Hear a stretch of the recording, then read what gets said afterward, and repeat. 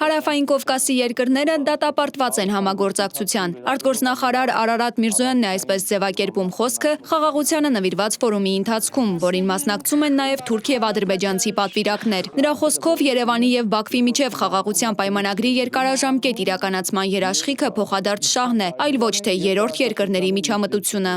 Այս փոխշահավետությունն է, որը կարծում եմ հարատևություն, երկարատև կյանք է հաղորդելու խաղաղության համաձայնագրին, որը կստորագրվի, հռչակագրին, որը երկրների ղեկավարների կողմից ստորագրվել է,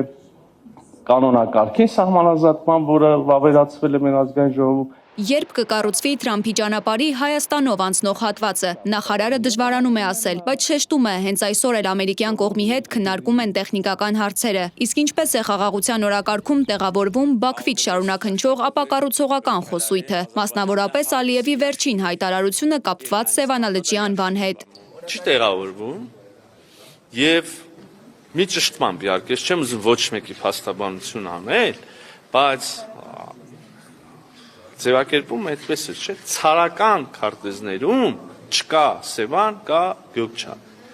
Չեմ կարծում, թե սա կարելի ասել, որ այսօրվա Սևան Ալիևը ասում է, որ այսօր չկա Սևան, կա Գյոբչա։ Անդրադառնալով Թուրքիայի հետ հարաբերություններին, Միրզոյանն ասում է, կա ամենօրյա երկխոսություն, եւ այդ երկխոսության վերջնանպատակը սահմանների բացումն է եւ դիվանագիտական հարաբերությունների հաստատումը։ Առաջիկայում մենք կունենանք շատ շոշափելի արդյունքներ այս ճանապարհին։ Իհարկե դրանց մի մասը Գյումրի-Կարս երկաթվով բացումն է։ Հայ-թուրքական սահմանի բացման մասին է խոսել Թուրքիայի խորհրդարանի նախկին падգամավոր Կարո Փայլանը։ Նա հույս է հայտնել, որ 2025-ի հունվար-փետրվարին դրական զարգացումներ ենք տեսնելու։ Ասիկաբիդը ըլլա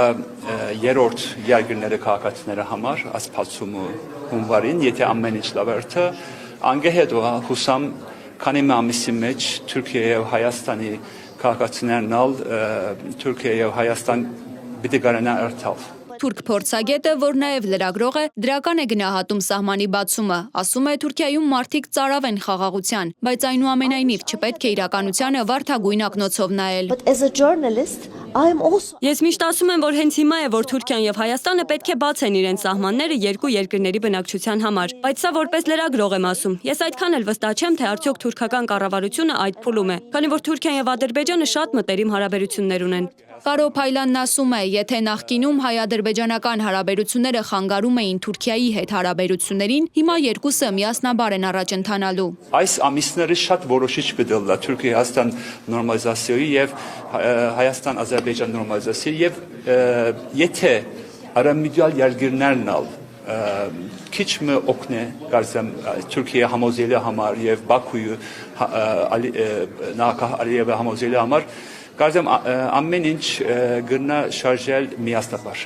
Հարցին, թե ինչպես ենք Թուրքիայի հետ հարաբերություններ զարգացնելու, երբ այդ երկիրը մինչև օրս չի ճանաչել հայոց ցեղասպանությունը, Փայլանն ասում է, պետք է հիմա հարաբերություններ ու ապագա կառուցել Թուրքիայի հետ, դրանից հետո միայն հնարավոր կլինի խոսել անցյալի մասին։